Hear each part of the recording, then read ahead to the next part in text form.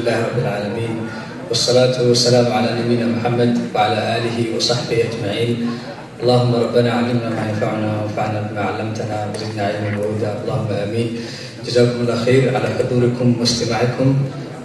Inshallah ta'ala, we're gonna start right into it because of the timing issue.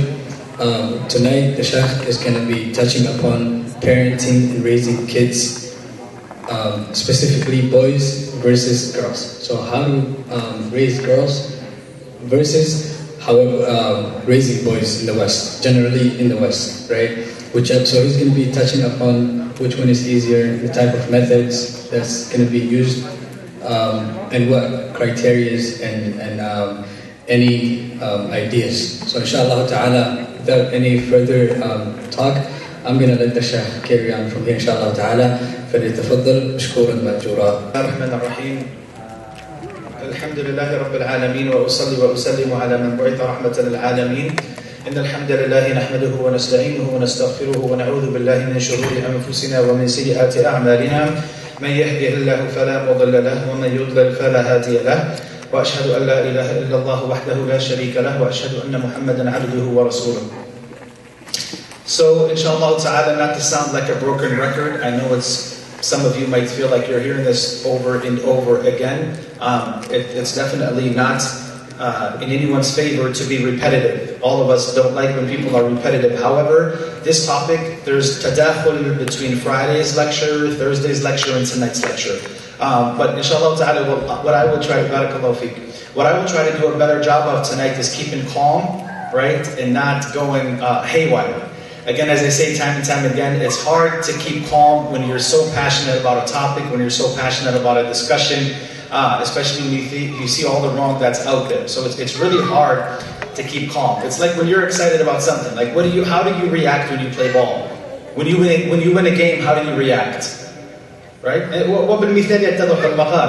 When you win a game, you don't just look at your friends and you say, MashaAllah, we won. You're running all over the court, you guys are doing high fives, you guys are pumping fists. I mean, why? Because that's an indicator and it's a sign, that's your body language saying, I'm really excited, Allahumma barik, we won this game, right? So that's kind of the same thing. You're passionate about basketball, I'm passionate about da'wah. So we have a lot in common, right? We're passionate about something, right? So I just wanted to get that out there so people don't get too carried away. But inshallah ta'ala, I will make it a point tonight to be a bit more calm, inshallah ta'ala. I think this is really more of my Arab side. Or ghalayan al-dam, right? I think that's my Arab side. It's definitely not my American side at all. Not to go down that route. Anyways, raising kids, women, girls versus boys. This is not necessarily, no one should understand that this is a lecture about how boys should go against girls or girls should go against boys. It has nothing at all to do with that. This is about knowing how to treat girls, how to deal with girls versus how to treat boys and how to educate boys and how to be with boys in general. But before I go in that, لا يخفى على أحد منكم. It is quite obvious, I think, unless you're living under a rock in America today, what we're living in today and experiencing as Muslims has never existed in history before. This concept of not one sex or one gender liking the other gender. I'm talking about where you actually go and someone takes seriously the fact that you're now going to assume and take on a different gender. That's why the Sahaba radiallahu anhum, the Prophet ﷺ, when he says that Allah curses the man who imitates the woman and He curses the woman who imitates the man. Now the Sahaba radiallahu anhum did not bother asking, O Messenger of Allah, is it possible that perhaps someday in the future men will want to become women and women will become men? Like this didn't even occur to them because your sound fitrah, your innate nature, your innate disposition will not allow you to even think that far because it's the unthinkable. And that's why the companions radiallahu anhum, they didn't bother asking such question. But they did see it as a huge objection for men to imitate women and for women to imitate men. And better yet, the Prophet ﷺ describes this as it's a la'na. You incur the wrath of Allah subhanahu wa ta'ala, and you are those who are cursed if it's women imitating men or men imitating women. And by the way, this is in our society, it's inescapable. It's in every facet of our society. We are confronted with it, whether we are at the bus stop, whether we are taking our kids to school, whether we are downtown, whether we are getting new licenses, whether we're getting a new job. We're confronted with these symbols and these affirmations everywhere we go. You go to the bank and there's the rainbow symbol. You go to the grocery store, everywhere we go, we are confronted with this, we are bombarded with it. So unfortunately, it's inescapable. Now, one of the things that we as parents have to do and make sure we do a very good job of is making sure that we do not continue to blur the lines that the society has already blurred for us. What do I mean by that? We're living in a time where everything is blurred. Everything is blurred, meaning that we are living in the epitome, literally at the height of confusion. Societies were never this confused before. And this reminds me of someone who said, how can a society dictate to another society about its morals when that society cannot even properly define what a woman is? You guys saw that whole hoax of, what's the definition of a woman? How do you define a woman? You guys all saw that, right? How can you, that's confusion upon confusion. And so it is our responsibility and duty as parents to clear that confusion. That no. This is more befitting of women to do. This is more befitting of men to do. Once upon a time, brothers and sisters, there was something called girl talk. And once upon a time, there was something called boys talk. That is slowly vanishing in the wind. People are no longer having this idea of boy. Why? Because what they're adamant about doing is eradicating anything that is gender specific. Everything is fluid. And what brings me to my next point, postmodernism is ma ba'd al-hadatha. Postmodernism is a degree after modernism. And I heard one of the mashayikh, when he was talking about modernity, he said, what we're living in today is quite confusing. Although modernity had its negative baggage, however, he said, I'm feeling quite nostalgic about modernity when you compare modernity with postmodernism. Because postmodernism is it's relative. It's not about what's real, it's more about how you feel. And for those of you who are interested, I recommend, the book is somewhat convoluted, but it's called Cynical Theories. The book is called Cynical Theories. It's a convoluted book. You have to really focus and reread it time and time again to get what the author's intent is. It's called Cynical Theories, and it talks about how literally everything now is relative. It's not about what's real or what's fact. It's about how you feel. And this is where we get the concept today of, I identify as a cat, the other person identifies as a dog, the other person identifies as Jack today, and then they identify as Harry or John tomorrow. So there's no such thing as, no, I'm a woman, that's biologically established. I'm a man, that's biologically established. That, unfortunately, and wallahi, this is a surprise, I think, for all of us, that we are living in the time that we are living in today, where you could no longer, you're at the store, you don't know if that's a woman in front of you or a man. You really don't know. And even when it comes to shaking the hand, sometimes you're taken back a bit, like, okay, is that Jerry or is that Jesse or who am I dealing with, right? You're confused, right? So it is our job as parents to stand, to be the vanguards and make sure that we are not adding to the lines that are already blurred. And unfortunately, some of us Muslims, we kind of got sucked in the vacuum, right? And that's why I ask all of us to have some humility and for us to criticize our own criticisms. Meaning that we should not believe that we are immune to everything that's transpired out there in society. If it's raining, even if you have an umbrella, what's going to happen? Are you still going to get wet? Even if you have an umbrella, you're still going to get wet. So that's why I call all of us to have some humility and to challenge and criticize our own thoughts. Why? Because we are not immune to it. When you live in this society, day in and day out, not for a day, you may come on vacation for a week or two, you are living in the middle of it. You are in the center of it. So to think that you are immune to it 100%, I think we have to have some humility and be a little bit humble and say, you know what, perhaps I have to really challenge my own thoughts, my own worldview, my own ideas, right? Maybe I did get carried away with this ism or with this concept or with this idea. And this is what I call, especially the younger generation, have some humility. Criticize your criticisms. Ask yourself, where is that criticism coming from? Why am I questioning the Prophet here? Why am I questioning Allah subhanahu wa ta'ala's wisdom in this ayah and so on and so on? Ask yourself, where is that emanating from? Where is it coming from, right? Moving on. When we talk about social constructs, right? I was on the plane from Minneapolis to Minnesota. This was about 2 or 3 years ago. How many of you are familiar with the cartoon called Rio? Rio, the blue bird from Rio de Janeiro. Did you guys ever watch that? Okay, the theme, and I know some of you heard this because I spoke about this last year when we talked about the emasculation of men, emasculated men through Hollywood, right? And in there, if you look at it, and I advise not the kids to watch it, I advise the parents to watch it because you're going to catch immediately at the outset of this movie or this cartoon or this flick, you're going to catch how the roles have been switched upside down. And by the way, Hollywood is intentionally doing this. Hollywood is making sure that they're putting certain characters that vibe and mesh well with current day norms. So that's why you, as parents, have to be very careful as to what your kids are watching. There's no such thing as, oh, they're just watching cartoons. You have to be very, very careful. And I know this sounds like paranoia, but how can you not be paranoid when you're living in a day and age like this? As a parent, if you're not losing sleep over the well-being of your children, I ask you, how do you do it?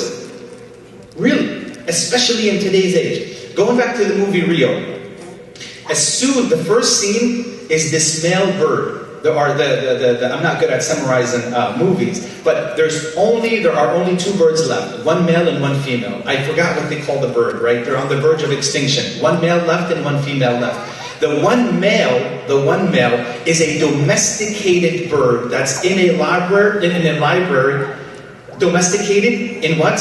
In his cage. And he's very soft-spoken, he's very afraid, he's very shy, he's very modest, very timid. And really, watch it, please, parents, watch it for yourself, not with your kids. Or watch it with your kids to show them how they're shifting things around, okay? And he's very, very just introvert, and he's very calm, and very extra sensitive, and okay, now when you shift into the movie, the female, I think it's a mockingbird, I don't know. The bird that's Indonesia, they want them to breed so they can continue, right? So the bird that's found in Brazil, the female bird, is this audacious, bold, out of the box, courageous, free spirit. And what's funny is, she is the one leading the way. He is afraid to go when they meet later on in the movie. She's the one who's figuring out how to get out of the cage, and they got robbed and so on and so forth. She's the one, for the most part, that's leading the way. He's like this in the movie. He's all extra afraid, introvert. Oh my God. And she's like, would you get your stuff together? Come on, we're going to do. So it's the man who's the sissy, right? That's not a bad word. I hope it's not, right? It's the male who's the sissy who's afraid, and it's the female bluebird that's got it all figured out, and she's in the middle of the jungle. What does that mean? She's Mrs. Independent. She could do it on her own, right? So, anyways, all I wanted you, when your son, when your daughter, and kid, when they watch this, don't think I'm being conspiratorial here. They are saying this explicitly. Those who are developing, directing, and producing these movies, they're explicitly saying this, that we need more LGBTQ inside of our animated videos. We want more women role models. And this leads me to the other thing as well. When we're talking about the blurred lines, did you guys notice that there are more and more female leaders than men in a lot of these new animated flicks? You'll notice it. It's the woman who's taken on the leading role, right? It's not the man. And honestly, it looks good. It looks good in an animated movie, but in real life, I'm sorry, that's not happening. In real life, that's not happening. If it does, it doesn't bother me. But what I'm trying to get at here is that there's this push to inflate the Western woman. Yes, I think that's a good way of putting it. There is a push to inflate the Western woman, to the point where the women now start to lose their femininity. And if you were to ask any man, what is the most beautiful thing in a woman? He will tell you it's her femininity. It's her delicate qualities. It's her soft qualities, right? And we, as parents, have to be on top of our game. We have to see that and acknowledge it and make sure that our daughters, in the process of doing whatever it is they're doing, that they do not lose out on the very precious gift that Allah subhanahu wa ta'ala gave them and deprived them of. We have to be, as parents, on top of our game. to notice these things, okay? So, going into my next point. My next point is about how kids are a blessing. All right, the intro is going to be a little bit long, but forgive me. How kids are a blessing. SubhanAllah, I met a brother today. He's been married for about 2 or 3 years, and I asked him, I said, Habibi, how are you? Do you have any kids? He said, no, and I felt really bad for him. I felt very, very bad for him, because you can only explain to someone, you can only explain to them, but sometimes it's inexplicable. Why? Because it's something that you feel. The joy of having kids, it's something that you experience, it's something that you live, right? And so I just felt really, really bad for the brother. He said, no, qadar Allah, I didn't want it. And by the way, when someone tells you they don't have kids, you don't bother asking why.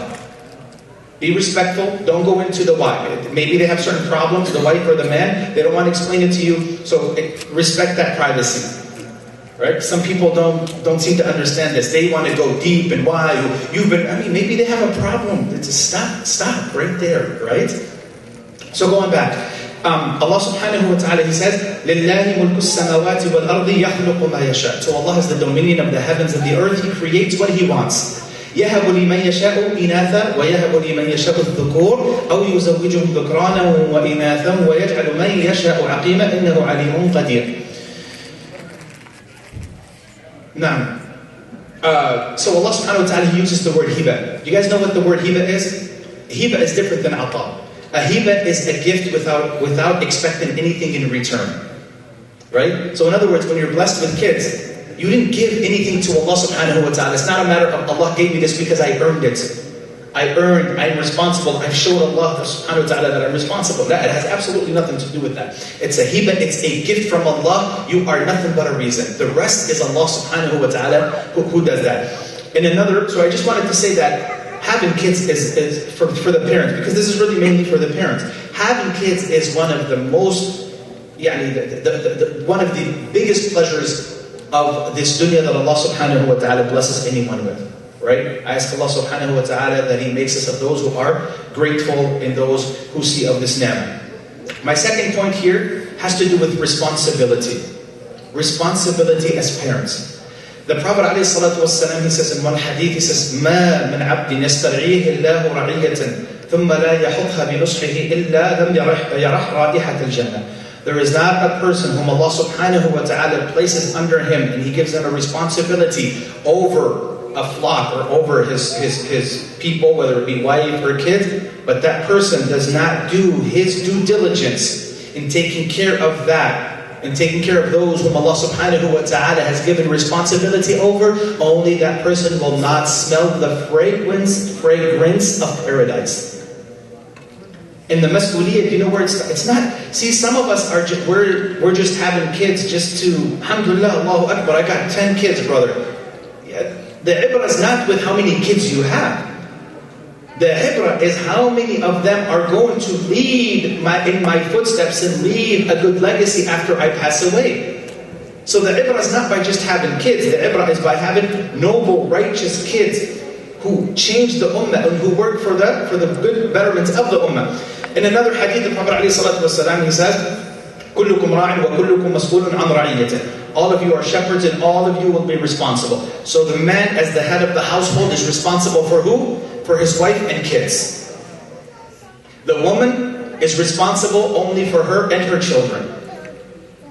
But the husband is responsible for everyone. You guys know in Surah, but I wasn't planning on bringing this up, but this just occurred to me. In Surah Taha, the very last page, right? فوسوس إليه الشيطان قال يا آدم هل أدلك على شجرة الخلد وملك لا يبلى فأكل منها فبدت لهما سوءتهما وقال ما نهاكم. That's in Surah Al-A'raf. Yeah, but that's نعم Surah Al-A'raf فيه تشابه. The point is that when Adam and Hawa both ate from the tree, Allah subhanahu wa ta'ala says about Adam, وَعَصَى آدَمُ رَبَّهُ فَغَوَى ثُمَّ اجْتَبَاهُ رَبُّهُ وَتَابَ عَلَيْهِ وَهَدَى. Allah subhanahu wa ta'ala, when He talks about the people who ate the tree, it was two. He mentions فَأَكَلَا مِنْهَا. Both of them ate from it. But when Allah subhanahu wa ta'ala comes now and holds someone responsible, He doesn't say, and Allah subhanahu wa ta'ala held both of them accountable. Only Adam is held accountable. Do you know why? Because Adam is the head of his wife. He's the leader. He's responsible for his actions and his wife's actions. It's a responsibility. This is the way Allah subhanahu wa ta'ala structured things. So that's why a mas'uliyah, you have to lose sleep over the well-being of your children. Making sure that your children are better today than they were yesterday. That my children are not just big and solid and strong and they've got careers and everything, but they don't know the very basics of their religion. Okay? Moving on to there are 2 points that I do want to mention that have to do, before I go into like the differences of women and men. There are 2 aspects that I want to really, really focus on before I go into al-fawara, before I go into the benchmarkers between men and women. One has to do with playing the victim. We are living in a society that is happy and thrives on playing the victim. Everybody is a victim. Everybody's throwing I'm not meaning to say everybody, but generally speaking, it's cool, it's accepted today for many people to throw and blame their shortcomings on everyone else. This is very, very popular. When something happens to them, instead of maybe telling that person, hey, you know what, maybe you should have done things different, holding them accountable, asking them, maybe you should have went about it this way or that way. Instead, we keep on telling other people what they should have done. When that person, perhaps to get them better, for them to move forward, and to rectify their affairs, maybe they needed someone to tell them, look, I'm not going to lie to you, I think you're doing really bad. You need to really wake up. Some people need to hear that. Some people need to hear that. We cannot keep reminding agitators and aggressors that they're the victim. That doesn't help them. It doesn't help them at all. What is this leading me to? Teach your kids responsibility. Teach your kids responsibility. And I said this, I think it was on Thursday or Friday, but I'm going to repeat it again because of how important it is. I see kids causing havoc. I mean, they're monsters. And when the parent holds them accountable, I see the kids get out of it like this, very quickly. The problem with that is, from a very young age, you're teaching your little boy or girl not to assume any sense of accountability or responsibility. And that is not going to help them in the long run. Okay? So when you see your child doing something wrong in front of you, and you know it's done in front of you, it's not that they were upstairs, you were downstairs, outside of the house they were in. When you see your children doing something and it's in front of your eyes, ayan and yaqeen, and you know that they've done it, do not allow them to swivel their way out of it and hold them accountable. Hold them accountable. I know what I do with my kids, I say, Wallahi ahabbu ilayya an ta'tadir min hadhihi al-matahat. I tell my own daughter and boys, I say, it is more beloved to me that you acknowledge what you did is wrong than to sit here and make up bogus excuse after bogus excuse after bogus excuse. Fess up to your responsibility. Did you hit your sister? Yes. Go to your room. Khalas. But I want him or her to understand that you're not just going to swivel your way out of anything. Assume responsibility, and sometimes our actions are followed up with consequences. So teach your children from a very early age, and that's going to help shape them later on. It is going to help them build their character. It is going to discipline them when they're in the wrong, hold them accountable. Number 2, these right here are killing us. These machines, these gadgets are killing us. I was this close to going haywire, but I promised you guys that I'm not. These phones are driving us crazy. It's driving the adults crazy, and it's driving the children crazy as well. Okay? And this should literally be like a muhadara on its own, but I'm not going to go there.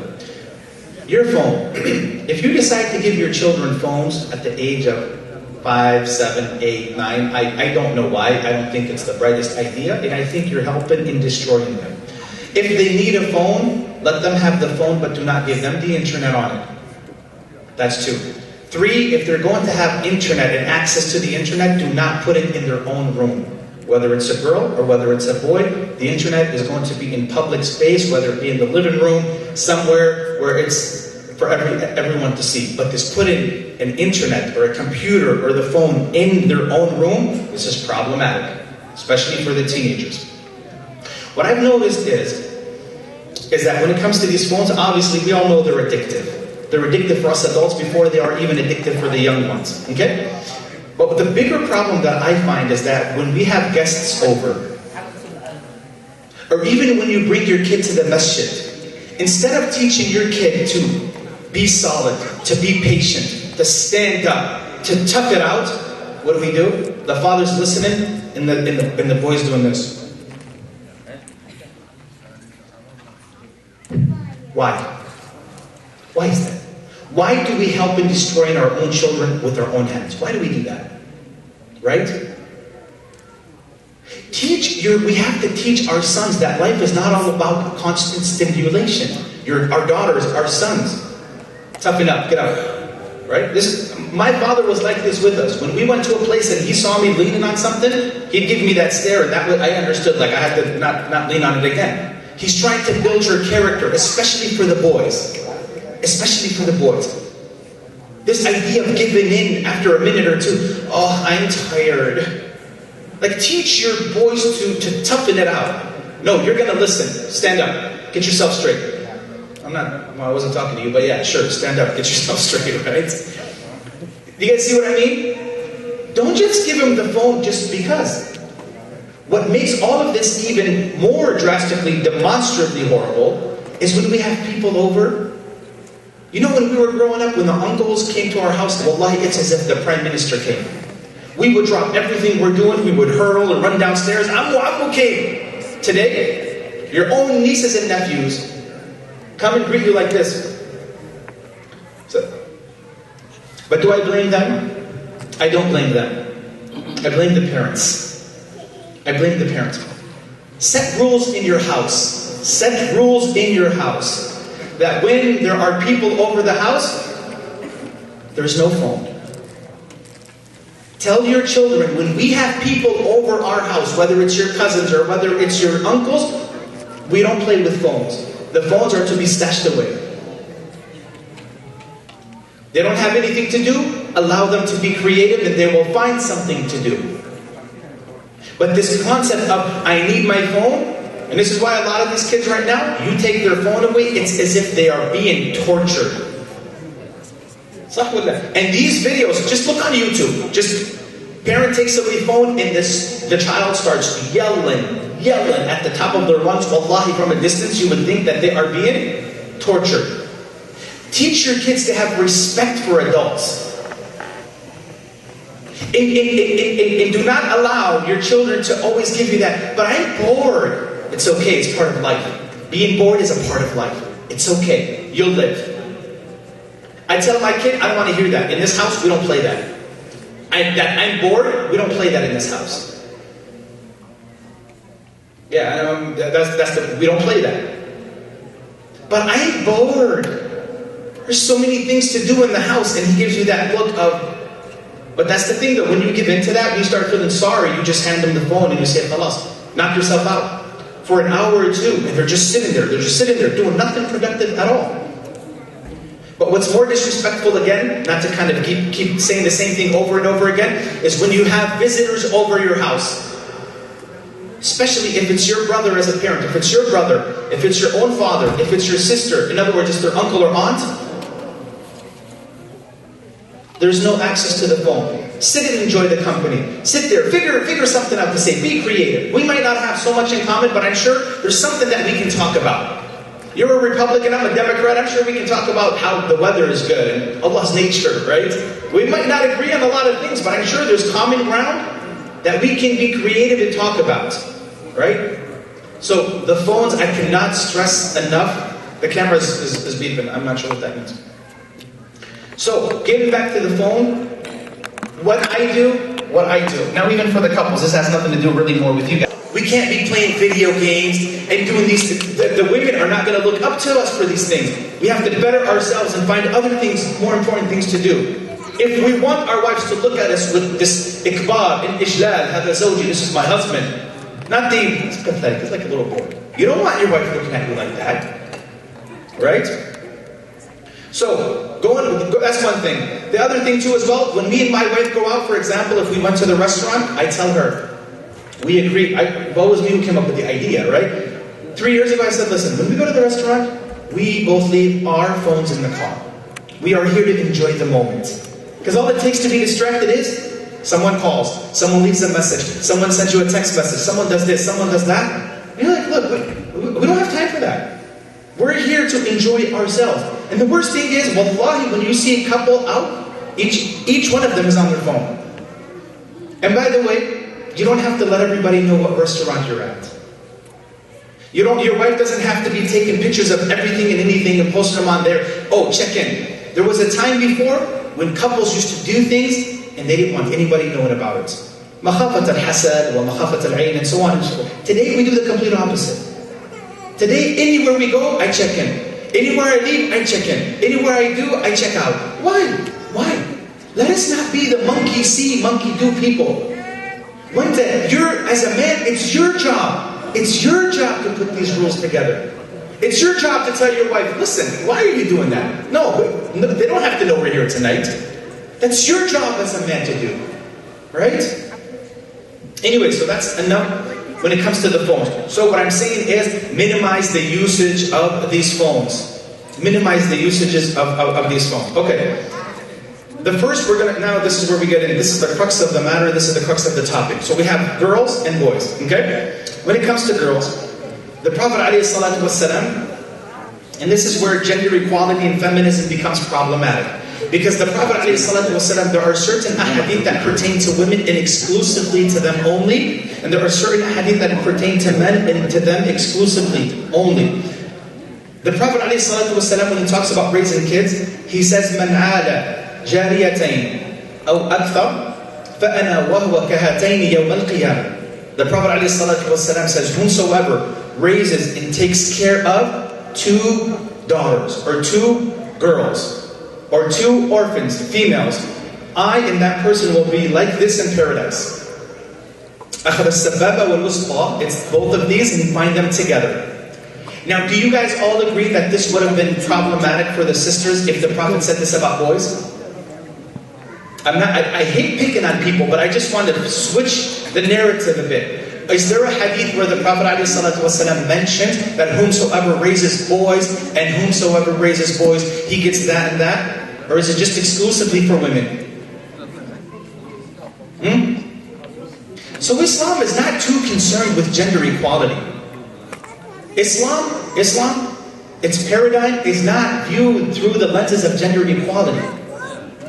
But here's the problem though. Why is it that we as men, when we come across this hadith, do we take it personal? Do we get mad? Do we start questioning, well, why would the Prophet say this about girls? That's not fair, that's not gender equality, that's discrimination. How come he doesn't say this about us men? I mean, it sounds foolish, but this is what we hear from our sisters. May Allah subhanahu wa ta'ala guide them and guide us. This is what we hear from them. When there's a certain hadith that applies to men only, or it praises men, some women don't like it. Oh, I don't think the Prophet would say such a thing. Well, this is not gender equality. But why is it here, when it's to your advantage, you don't question this hadith? See, this is the problem also with gender equality, right? Or the egalitarians or the feminists, is that when there's something to their advantage and it props them up, they're okay with it. They don't question its authenticity. They accept it. They don't say, well, is that an authentic? They're not worried about authenticity and all these things, right? If it's to their advantage, the hadith can be mawdu', but they'll still accept it. This is inconsistent. And that's why I said before, and I will say again, wallahi, not to sound like a broken record, but the more sisters cling on to feminist ideals and concepts and sensibilities and equality, the more they hang on to this concept with their molar teeth, the more difficult it is going to be for them to maneuver and navigate through the text of the Quran and the Sunnah. And that's why I invite every sister to start a new page and to put this nonsense behind her, because the sooner they come to that realization, the easier it is going to be for them to navigate their religion moving forward. Wallahi, nasihatun min akhin mushfiq. Because you're always going to be in this butted head mode, so long as you're adamant that no, equality and feminism is the way to go. So the Prophet ﷺ, not to drift too far away, he says there is not a person who takes care of 2 girls or 2 daughters or 2 female orphans, only that I will be like him in paradise like this. Again, he doesn't mention this about the boys. Okay?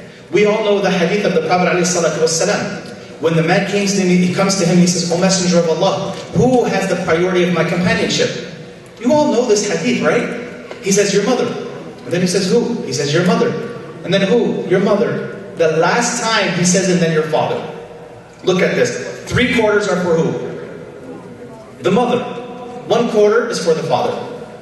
Is this gender equality? It's not, right? Can I, as a man, understand why the Prophet ﷺ would tell me your mother, your mother, your mother, and then the fourth he would say your father? Biologically speaking, what women go through, is it understandable? You don't have to go to the hadith and look at the tafsir, why do ulama say this, and what's the wisdom? Like, your intuitive knowledge, your fitrah tells you, oh, well, this makes sense. This makes sense why the Prophet would say your mother, your mother, your mother, and then the fourth he would say your father. Right? Your fitrah, you don't have to, like, no one is going to say, well, how come the Prophet ﷺ didn't say your mother, and then say your father and father? Because of what the woman goes through, it's understandable that she goes through the birth pain, carrying you for 9 months, the birth pain, and then what happens post-birth. It's entirely understandable why the woman gets 3/4 and the men only get 1/4. It doesn't mean now that you start mistreating your pops or your father. La. What I'm getting at, this is another hadith. If it were framed the other way, sisters would have a problem with it. Imagine if the Prophet said, your father, your father, your father, and the fourth he says, your mother. They would start questioning the authenticity of the hadith. Well, why did he say it? This seems a bit misogynistic. I'm telling you, wallahi, this is the biggest disaster that our sisters fell for. Wallahi, it is. Okay, girls are usually, this is the way Allah created them. They're usually soft in their approach. They're soft in their speech. They're extra modest in the way they carry themselves. They're not loud. They're not belligerent. They're not looking to seek attention. They're not just trying to be boisterous so the whole world hears them. Right? Usually this is how Allah subhanahu wa ta'ala created them. And the most important thing is their femininity. They're shy, the modesty that Allah subhanahu wa ta'ala blessed them with. As for the boys, it's the complete opposite. Boys are usually rough. Boys are usually tough. And boys are usually more likely than not stubborn. That's why when we're done with the muhabara, don't you see these young kids, how they end up flipping each other over, and one is pulling them by the arm, and like, is that guy handy? Is his shoulder okay? The other guy came to flip them, the other guy pulled him from, literally dragged him right at his ankles, he drags him like this, and the guy falls on his face, and then the boy runs after him and does the same thing to him. You don't see girls doing that. Girls don't play that rough.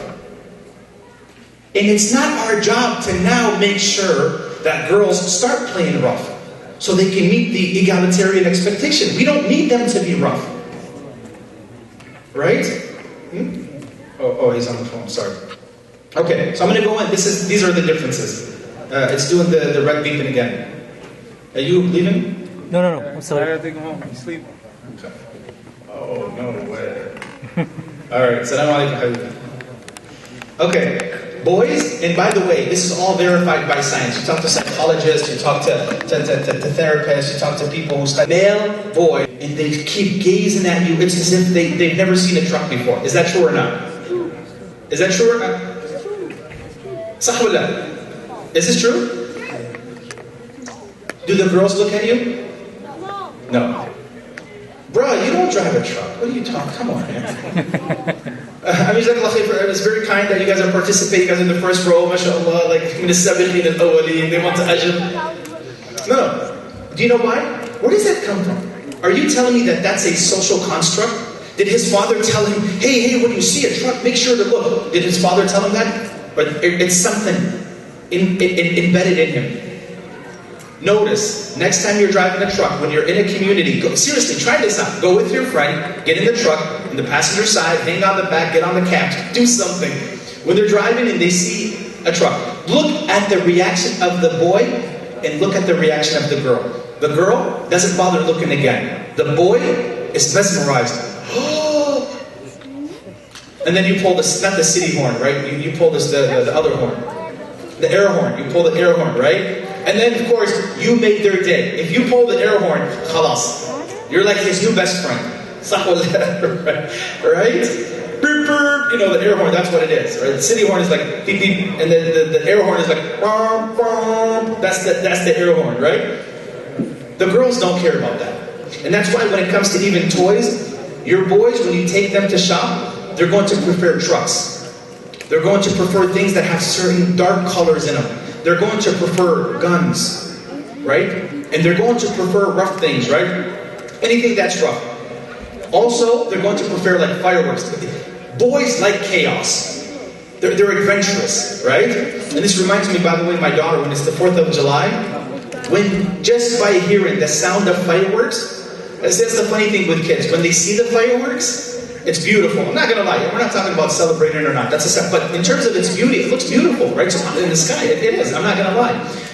My daughter, the minute she hears the fireworks, she comes running to our room crying. Baba, Mama, I can't sleep by myself. My son, man, he is not worried about that. He's like, can we go to the park and check this stuff out? My daughter is not having it. Why? Because women are, girls, daughters, women are fragile. They're sensitive. They're emotional. And why do I feel like there's something not allowing me to say this comfortably? For me, for a man today to say that women are emotional, it's like the big no-no. It's the red line that you cannot cross. When we say that women are emotional, we are not slandering or downplaying the importance of women. No one is saying that they're idiots. We're saying that they're emotional. And this is a biological fact. And that's why even the Prophet ﷺ, he says, إِنِّي لَأُحَرِّجُ حَقَّ الضَّعِيفَيْنِ الْمَرْأَةَ وَالْيَتِيمِ. The Prophet calls the two weak ones. This is the Prophet saying it. He says that I will make sure, it's a form of, An-Nawawi said this is a form of strong inda. For those who do not give the women their rights, he calls them the two weak ones. I'm not rubbing it in any woman's face. But the Prophet ﷺ talks about the two weak ones and he says, the orphan and the woman. Okay? The orphan and the woman. He says that anybody who does not, he's warning anybody who does not give them their rights. He's saying that I will make it a point for anybody who does not give the two weak ones their rights. Now the woman, is she weak, relatively speaking, in comparison to the man physically, yes or no? Should we have a problem with that? Is that an issue? Is that controversial to say? Like, can I get canceled for saying something like this? When I'm in the midst of my Muslim brothers and sisters? No, and I shouldn't have to hold myself back to say that. Right? So going back to the girls. Now, what do girls prefer? Girls prefer something completely different, right? For those of you who have girls, you can relate. Girls usually like things that are lighter in color. Pink, yellow, orange, kind of more of the rainbow colors, right? Very different than the boys. Girls, if you take them by themselves and you tell them pick out something of your choice. Are they going to go for the guns and the fireworks? Are they going to go for the Nerf guns? Are they going to go for that? No. If you allow them to go on their own, they're going to go pick out dolls and doll houses. Usually. Is that what you picked too? Oh, because you're raised. I thought he was like, yeah, shit, I'd go for the dolls too. Alright? No, I'm joking. I just don't want to board you guys. I just want to throw in a little joke, right? Right? And girls, this is what girls are going to go for. And this is why, when you go to a girl, her toys look very, very different than the toys of the boy. They're very different from one another. And by the way, this has always been obvious. This right here, like if this was 15 years ago, I don't think I would be giving this kind of lecture. If we were living 15 years ago and I was delivering lectures, I don't think this would not be a topic of choice. Because things were pretty basic. Women and men, all of us understood that. Boys have these toys, women have these toys. When it comes to sports, right? When it comes to competitive, boys, you'll notice they are competitive in nature. Boys are competitive in nature.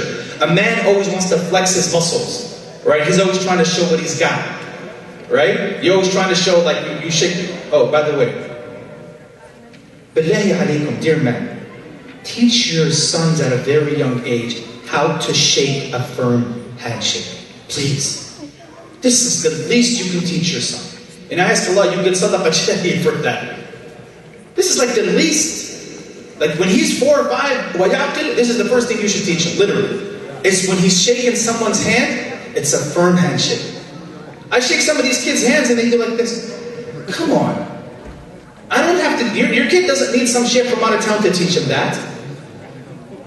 They call it the jelly, and some of you might be laughing like, it ain't funny. Like, teacher, yeah. Kids, boys, they like to take risks. And they're very competitive. They're always trying to be the stronger one, right? They like to do risky things, right? They're the one, they want to throw themselves off of the mountain. They want to see how high they can fly. They want to see how high they can jump. Girls are not like that. Girls in their fitra nature are not like that. Girls, when you see them, look at girls on the playground. Girls are not looking to compete with one another in the general sense. Girls want to play with one another, but they're not so focused and fixated on competing with one another. Is this true or not? Right? Girls, they just want to play with each other. They don't want to compete with each other. Right? This is one thing. Of course, you as a parent, you have to look at that. Boys are apathetic. Men in general are apathetic. No, apathetic. Apathetic is that you don't, it's the opposite of empathetic or sympathetic, right? So for example, apathetic is, it doesn't concern you. You're not too worried about it, right? It's, oh, okay, I mean, good, right? But women are very different than that. Women are very different than men in this regard. Women are extra sympathetic. But does it make sense though that women are extra sympathetic when compared to men?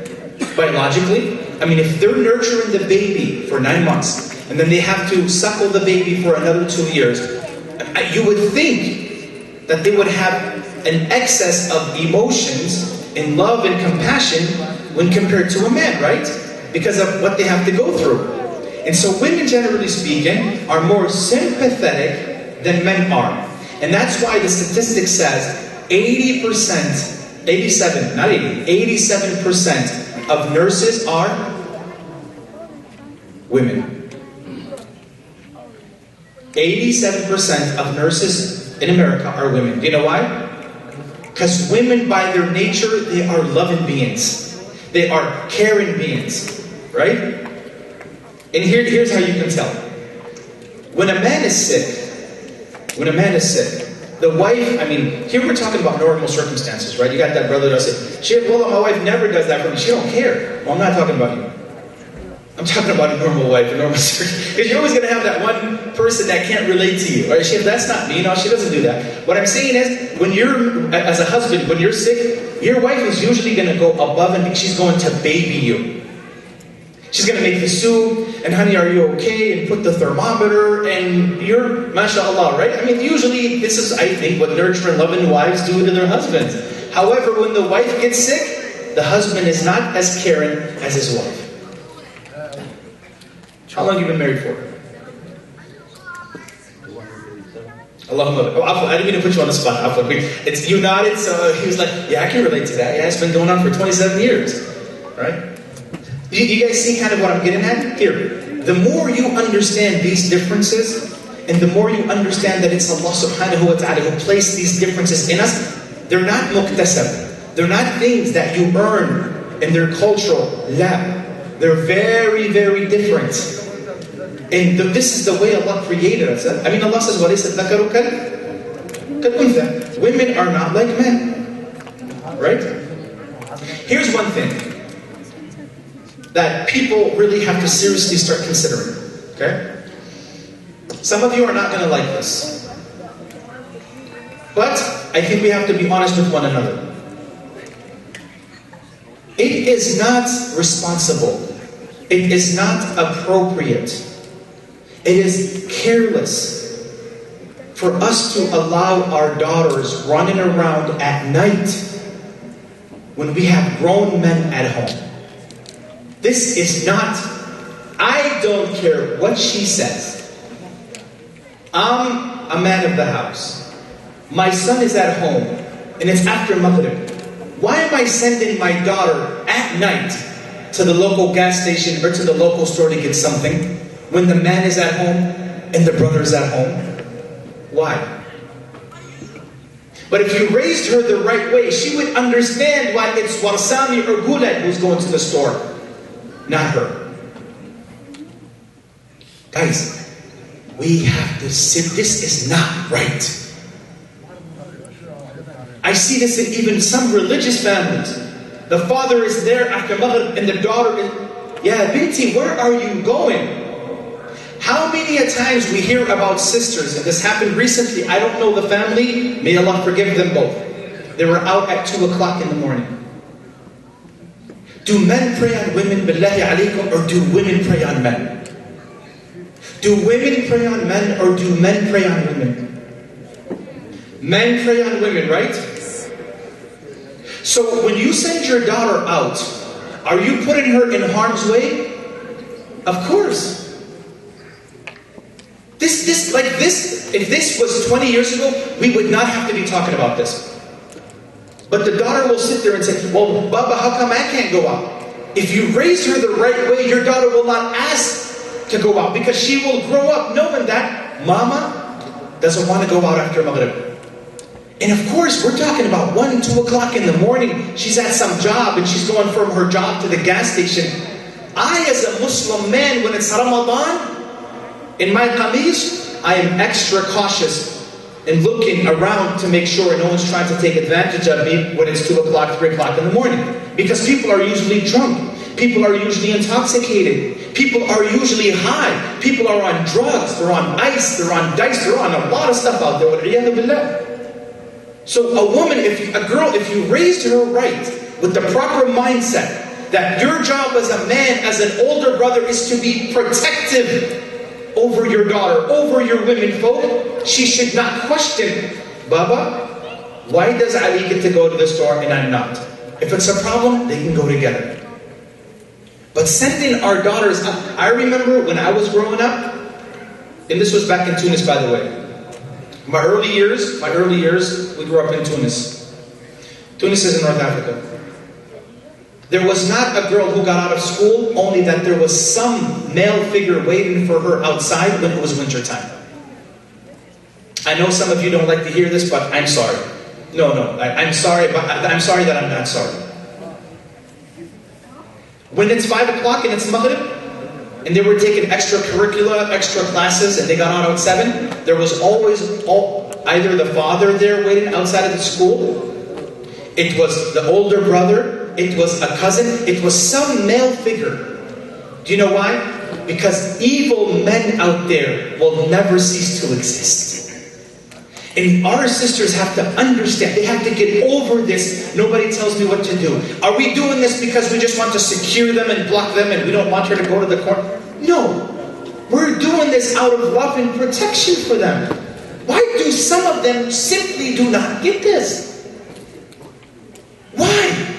And then you hear about a sister who was robbed in the middle of the parking lot. A sister who was driven off of the road by some random guy who sees her in her hijab. All it takes, because there are many people, especially with the Islamophobia on the rise, all it takes is for some wacko to see our women folk in the hijab. It's done. And women, when men see this, they prey on that. But if there was a male figure, he would think twice. So that's why, even some of our sisters, sometimes we go to the restaurants. Wallahi, the brother will go to the restaurant, and sisters are there at 10 o'clock at night. Ukhti, what are you doing at a restaurant at 10 o'clock at night? What are you doing there? What are you doing there? I don't care if you have 5 PhDs. Look, you do you. If you do you. But how is it that they do this? And then when something bad occurs, by some violent, evil crook out there, oh, men are this and men are that. Our deen teaches us to do our part. Now, if you're there because there's no other option, you're a single mother, you have to go to the store, do it and come right back home. You're just nonchalantly there at a restaurant at 11:30, it's just you and another sister, and that's why this whole idea of independence, some of our women folk are getting too carried away with it. And this is something I wanted to bring up. Yeah, yes, please. And for you, when I leave, you know what I tell my son? I tell my son, listen, when I'm gone, you're the man of the house. No, I'm not telling him you're the tyrant of the house. No, rewind. I'm telling him, Hamza, when Baba leaves town, you have to know that now you're the man of the house. Teaching him responsibility. He's only 10 years old. But I'm teaching him, when Baba's gone, you're the man of the house. Not the tyrant. Listen, not the tyrant. I'm teaching him that he's the man of the house. Does that mean that his word overrides the word of his mother? No. But I'm trying to teach him that, this concept of rujula, this concept of being a man. Okay? Listen, we can go on and on and on, but I just want to open up the floor, inshallah ta'ala, now for... there's a book, if you guys want to read, it's called Men Are From Venus and Women Are From Mars.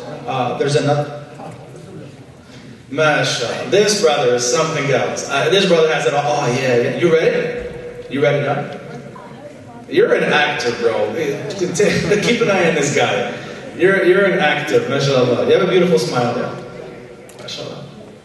May Allah bless you with a beautiful wife that helps you with that smile, mashallah. Anyways, this is Allah subhanahu wa ta'ala knows best. But if you guys want to delve into it more, there's a book, it's called Brain Sex. That's a very good book. It No. Brain sex, it's talking about the sex. No. Some of you are like, Sheikh, now you're getting carried away. Astaghfirullah. What the heck? No. And I'm talking about, that's the book. That's the book. And no, it's not that. Some of you gone a little bit too far down the gutter. No. It's a really good book. It talks about the different biological markers between men and women. And the other one is Men Are From Venus and Women Are From Mars. And there's a lot of other literature and material out there. Let me say this.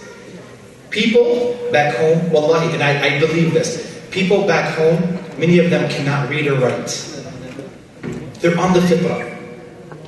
They're on the fitrah. No one came and played with their brains. No one came and played and put these viruses in their brains, right? These things for them, they don't need a lecture on. Like if I went to a nomad somewhere in the desert and I gave this khutbah, you know what they'll tell me when I'm done? Sheikh, why did you come? You didn't tell us anything new. We know all this. You didn't need to give this talk. Do you know why? Because they're on the fitrah. They're on the fitrah. Like if you're on the fitrah, all this is natural to you. You don't need a book. You don't need a scientist. You don't need a psychologist to tell you this, right? Anyways, Jazakumullah khair again for being such a gracious audience and for being attentive listeners. If you guys have questions, I welcome questions. Please ask away. And remember that perhaps if you have the courage to ask the question, that's good because the person next to you might be very timid and shy, and your question might help them answer their question as well. جزاك الله خير الجزاء وأحسن الله إليك وشكر الله إليك شيخ يوسف وأسأل الله سبحانه وتعالى أن يزاده في علمه لهذه الدنيا والآخرة. جزاكم الله خير على حضوركم واستماعكم. To you guys too as well. Inshallah ta'ala, for now we're going to open up the floor for some Q&A between now and Isha bi'idhnillah ta'ala. And just a quick statement, inshallah ta'ala, we're only going to be accepting for the sake of time those questions that are only related to the topic. Inshallah. Okay? The questions that are only related to the topic for the sake of time and for the sake of the topic itself. جزاكم الله خير وأحسن الله إليكم.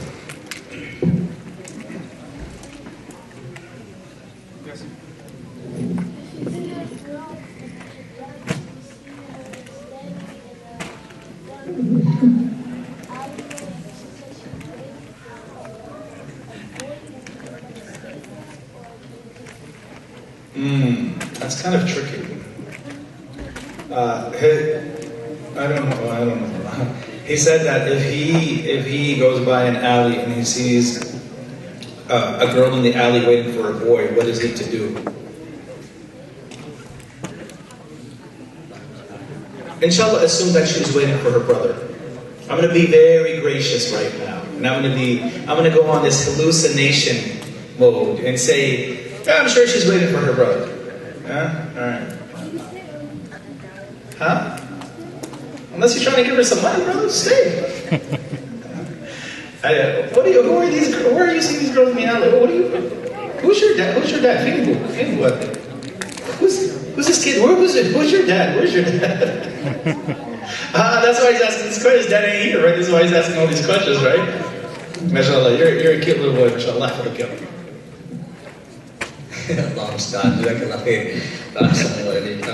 The first question, يقول السائل, he says that what is the response on women playing sports? What is your response on women playing sports?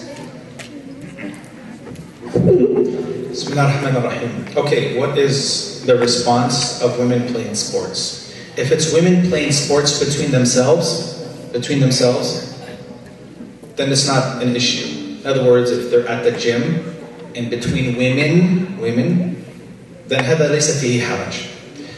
But the stuff that we're seeing today, where these women are wearing these tight clothes and they're in front of random eyes, even if they're wearing a hijab and they're wearing leggings, هذا لا يجوز. لا يجوز. This is not permissible. And this is why I believe one of the biggest mistakes that we have been teaching our women is, do not allow your hijab from keeping you to do what you want to do. Do not allow your hijab to keep you from doing what you want to do. I think we have to tweak that a bit and say, you're going to wear your hijab and know that your proper hijab is going to keep you from doing certain things in life. I think that's more appropriate. And again, the fitna of women is not like the fitna of men. I know this is going to probably take a long time for some people to accept, but this is not, I'm sorry, this is not women empowerment. When women are running around on a soccer field, when women are running around in front of, الأصل في المرأة أن لا ترى. الأصل في المرأة. The asl in the woman is that she's not to be seen. And that's why a lot of these even Facebook profile pictures, we have to do something about it as parents. If she's going to have a profile picture, let her look the other way, or let her put something else. Not to put the most beautiful part of her body and dazzle it with makeup and do the duck pose and then say, I need Allah in my life. Yeah, you need Allah in your life. Yeah, you do. Right? Everybody works out of, I need Allah in my life. Where is that place? Right? So going back, not to get too carried away, women, there are so many other things they can do, but when it comes to these sports, right? And that's not, by the way, that's not women empowerment. I don't know why, when I see a tweet or I see a Facebook post and someone talks about women empowerment, wallahi, 95% of the time, it's some crazy Muslim hijabi doing some scandalous, crazy stuff. First hijabi pole dancer. Are you serious? If you want to do this at home, where no one sees you, that's mubah, that's permissible. But you're doing it, you're wearing these tights, and you're flipping around in front of random men. There's something not right here. Or when we see a Muslim sister with her quote-unquote hijab playing basketball in the middle of it, that's not empowerment. There's nothing empowering about that. So we get carried away with this idea, as long as I have my hijab, I can do everything in it. No, the proper hijab is going to keep you from doing certain things. And we go back, time and time again, and we say, لَيْسَ الذَّكَرُ كَالْأُنْثَى. The Prophet, I'll end with this, the Prophet ﷺ, he was with the jaysh. He wanted to race with his wife, Aisha radiallahu anha. One of his wives, I don't remember. Do you think the Prophet ﷺ did this in front of everybody to see? No. First, قال للجيش تقدموا. The first thing he did, he commanded the army to go forward, to move forward before he raced his wife. Do you know why? Because he doesn't want other men to see his wife just running. Let alone you're sitting there and the camera's fixated on you and everybody's watching you and some guy's eyeing you out, like look at her, she's fine, and the other guy's checking your body out. Wallahi al-Azim, all I can say is Subhanallah, As'alullah, yaftaha basiratana. I ask Allah that He opens our eyes and gives us insight as to what we're doing in the lives that we're choosing for ourselves. Right? No. Jazakallah khair wa ahsanallahu ilayk. I think this question is from a sister. It says that if you believe women are so fragile, explain Musayba bint Ka'b radiyallahu anha. Sister, listen. See, you know what the problem with this question is? You know when she says, if you believe women are so... What do you mean if I believe? What do you mean when you say you believe? I tell you the Prophet ﷺ says, إِنِّي أُحَرِّجُ حَقَّ الضَّعِيفَيْنِ الْمَرْأَةَ وَالْيَتِيمِ. The Prophet ﷺ says this.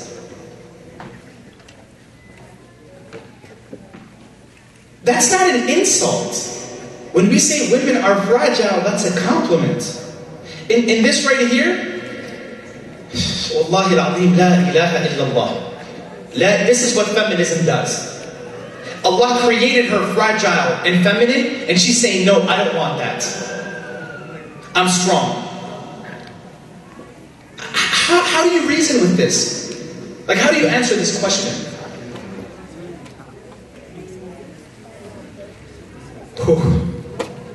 Let me tell you something. Are there women out there who are more courageous than men? Yes. Is that the exception or is that the rule? Are there women who can physically beat men out there? Their husbands physically beat them? Sure. Yes. Is that the exception or the rule? Okay. The story that she's talking about, and I mentioned this last night. The Prophet sallallahu alayhi wa sallam قال ما كان هذه لتقاتل. When he was in one of the ghazawat, he said this, it's not befitting for a woman to fight. Nusayba bint Ka'b, Atiyya radiyallahu anha, was indeed a courageous woman. She was. But when she was there and the Prophet alayhi salatu was salam, there was no one there to protect him. She left the cooking, she left the sick, she left the mata', she left the gatherings and the belongings, and she defended the Prophet ﷺ out of dire necessity. Listen, sisters, please. The Prophet ﷺ did not bring women foot soldiers with him to no battle. He did not position Sahabiya here, and then Sahabiya number 2 over there, and Sahabiya number 3 over there. This did not exist. And even if this existed, they were very happy and content in their femininity. Some of our Muslim sisters today have a problem with their femininity. She gets married to show her man what she's made of. Don't get married. Don't get married. A $30,000 mahar, that's like a $30,000, that's like the biggest headache ever bought. For what? $30,000? And I can't even get you to take your profile picture off of the internet because it's too much and I don't want other men gazing at you? You can't even get her to change her profile picture. And she's talking about $30,000 mahar. For what? 30 grand for what? Get out of here with that. I'm sorry. Pay you $30,000 now and I can't even get you to take off your profile picture. For what? Ain't nothing special about you. Yeah, no, I'm sorry. Somebody has to say it. If you believe women are so fragile, Wallahi al-Azim, la ilaha illallah. If you believe, like it's my opinion. And this is the problem with women today. They will go above and beyond to show you that they can do it alone.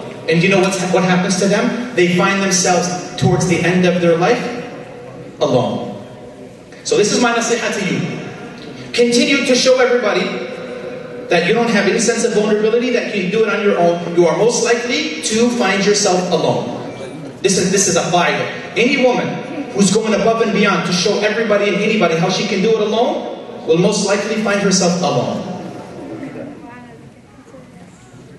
If you believe, sister, I don't believe. Wallahi al-Azim, la ilaha illallah. That's all I'm going to say is la ilaha illallah. May Allah open the hearts of our sisters. May Allah open their hearts. La ilaha.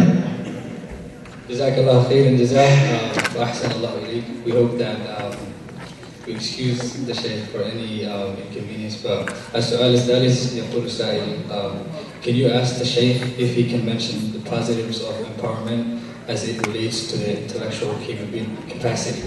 They might not be equal physically and emotionally, but intellectually equal. I talked about this last night when I talked about empowerment, right? Yeah, I talked about intellectual empowerment yesterday. Here, sister, brother, sister, when we talk about empowerment for women, we want to empower women to be godly. We want to empower women to be feminine. We want to empower women to stop with this nonsense of competing with men. We want them to be comfortable with what Allah has endowed them with. This is empowerment. Our idea of empowerment today is just gaining, acquiring, and getting more of things. This is a problem, right? No, sister, you can be a doctor, you can be an engineer, so long as you keep your femininity, you keep your hijab, and you dress appropriately, you can be an astronaut, do whatever knock yourself out. I'm not saying that you cannot do that. There were many brilliant women in society.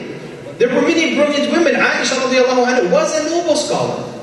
Male Sahaba, male companions used to come and they would ask Aisha radiallahu anha for certain verdicts related to the religion. But look at Aisha, she was comfortable in her femininity. She wasn't competing with men. She wasn't saying men are trash, men are useless, what do men bring to the table? This is the problem, is when you're trying to compare yourself with the awa'il, but then you carry this kind of baggage, we have to get this out of the way, and then I think we can be more consistent. No, we're not here to down women. But some of our women, a growing number of our women, are getting too carried away with this doing it on my own, I'm independent, blasé, blasé, blasé. This is all we're saying. We're asking for you to criticize your criticism and acknowledge that perhaps some of you are getting a little bit carried away and it's hurting you the most. The very thing that you're hanging on to is hurting you the most. That's all we're saying. Nah, Jazakallah khair wa ahsanallahu ilayk. Any other questions? That's fine. I'm okay. I'll take questions. I'm okay, please. I wanted to ask the Sheikh about what do you think about weddings at night with the women? That's a good question. He's asking about the women and men mixing in marriage. This is not permissible. This is not permissible. Women, if they want to go to marriage, if they want to get married, if you guys want to go to marriage ceremonies, men should be on one side and women should be on one side. And if you as a man have done your job, your wife shouldn't even ask you to go to a certain wedding because she knows how it's going to be. She herself will make that decision and come to that conclusion knowing it's going to be men and women. And another thing too, let us fear Allah subhanahu wa ta'ala when we go to these weddings and knock off this whole Facebook Live thing. You don't want random men looking at your wife dancing at a certain wedding. She's got on all this makeup and she's got on this dazzling dress and so on and so forth. You don't want that for your wife. La ilaha illallah. Men as well, men mixing with women. I mean, how is it that men and women are created, right? Attractive to another, they're a fitna for one another, but then we put you guys in the middle all with one another. That makes no sense. And billahi alaykum, we're wondering why our marriages are not lasting. How do we start our marriages on the fundamental foundation and the bedrock of haram, of men and women intermingling and mixing with one another? And then we say, Allahumma barik lahuma fi zawajihima, Allahumma barik lahuma, wa barik alayhima. Stop. Seriously? Seriously? And this is when you, as a son or a daughter, you do not have to obey your parents in doing a marriage that's haram. You do not have to obey them. If your mom is adamant, and your father's adamant about doing something that is haram, you do not have to obey them in this. And we tell the parents, fear Allah concerning your daughters, and fear Allah concerning your sons. Now, anything else? Jazakallah Oh, that's شيخ ممكن تنتظر شوية بارك الله فيك. We're good? طيب نصلي إن شاء الله. All right. I think we're gonna. The sisters, if you guys have any questions, you guys can bring them. You can write them and just bring them forward.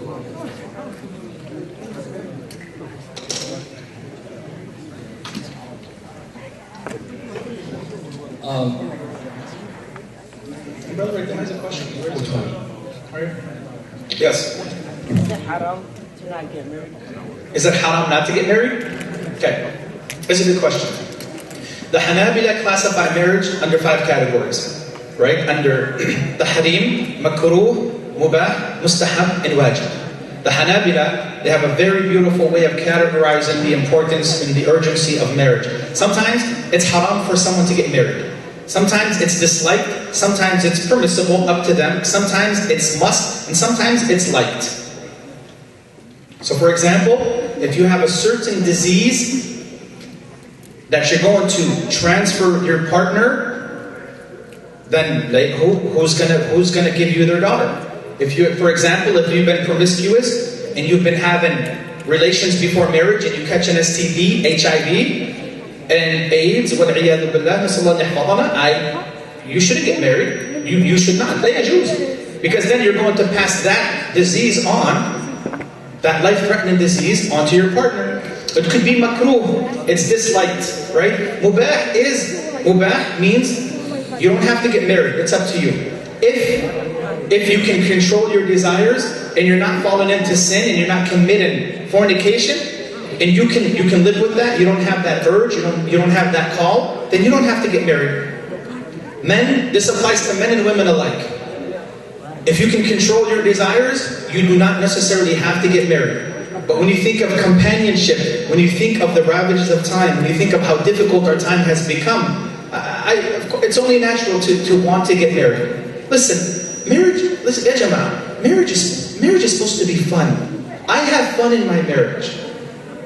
Marriage is supposed to be fun. Marriage is not supposed to be butting heads between the woman and wife every time. Marriage is not about being rebellious. It's not about, marriage is supposed to be, it's supposed to be a fun experience. You're supposed to want to come home. Your wife is supposed to beautify herself for you and be anxious for you to come home. You're supposed to go above and beyond as the husband to nurture and take care of your wife and to care for them. Marriage is supposed to be fun, but it's become this scary experience to get into, right? Jazakallah khair wa ahsan Allah ilayk. I think we're going to do one last question for the sake of time. Go ahead.